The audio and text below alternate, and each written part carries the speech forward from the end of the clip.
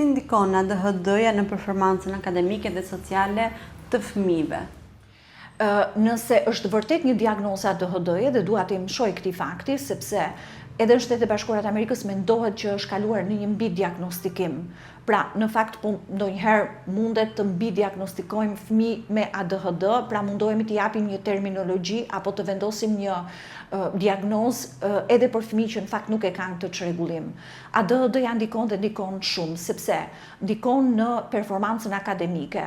Njëkohësisht ADHD-ja po shikohet gjithnjë më shumë që nuk është më një çrregullim vete, është një çrregullim që mund të shoqërojë çrregullime të tjera të neurozhvillimit apo çrregullime të tjera neuropsikiatrike, qoftë në fëmijë, qoftë në të rritur. Për shembull, ekziston një lloj termi, po themi ADHD, që do thotë autizëm dhe ADHD,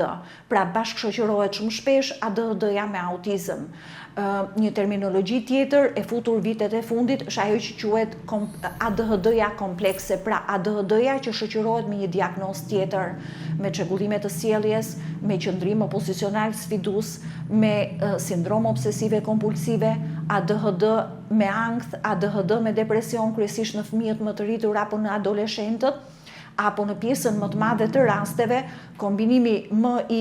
shpeshtë i ADHD-s është ADHD dhe disleksia, pra ADHD plus çrregullim në të lexuar apo çrregullime të tjera në të nxënë. Këto janë raste specifike, raste shumë komplekse, të cilat kërkojnë ndërhyrje multidisiplinare dhe përveç trajtimit me terapi behaviorale apo me terapi specifike, siç jemi mësuar rëndom të dëgjojmë,